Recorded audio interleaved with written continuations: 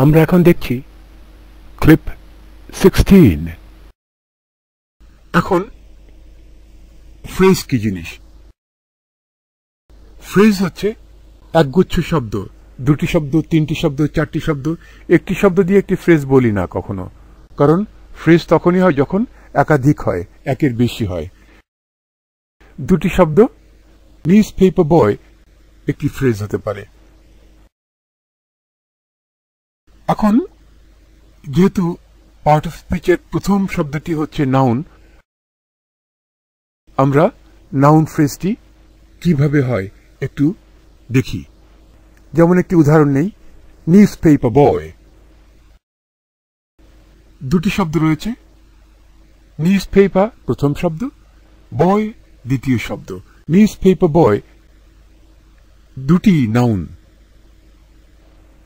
গুণগতভাবে news paper শব্দটি noun, কোনো কিছু নাম বোঝানো হচ্ছে, খবরের কাগজ।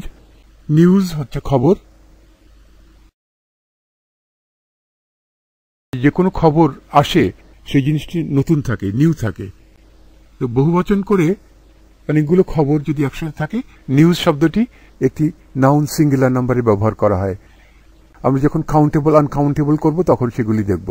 আমরা এখানে কথা বলে রাখি যে আমরা ফ্রেজাল ভার্ব দেখতে গিয়ে আমরা বিভিন্ন জিনিস রিভাইজ করছি, কারণ ফ্রেজাল ভার্ব জিনিসটি একটু জটিল জিনিস। সেটি আমরা কলেজের লেভেলে করছি।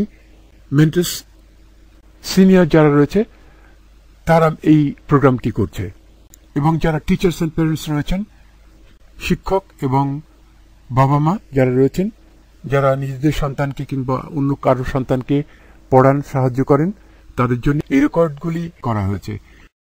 এই রেকর্ডগুলি যদি কঠিন মনে হয় তাহলে তারা এসএসসি লেভেলে যারা যেগুলি করা হয়েছে সেগুলি, বাংলা মিডিয়ামে যারা পড়াশোনা করছে, আর ও লেভেল এ লেভেলের জন্য যেই রেকর্ডগুলি ইংরেজিতে করা হয়েছে তারাও সেগুলি দেখবেন। কিন্তু যখন যেই রেকর্ডগুলি তাদের হাতে আসছে তারা সেগুলি দেখে ফেলবেন, সেটি যে লেভেলেরই হোক না কেন, কারণ পরের অন্যান্য রেকর্ডগুলি নিচের এবং উপরের রেকর্ডগুলি শুনলে তাদের ইংরেজি জাদরেল হয়ে যাবে এবং তারা ইংরেজিতে ভালো হবেন আমরা আশা করব। অ্যাটলিস্ট গ্রামারে ভালো হয়ে যাবেন। তারপর অনুশীলনের প্রয়োজন রয়েছে।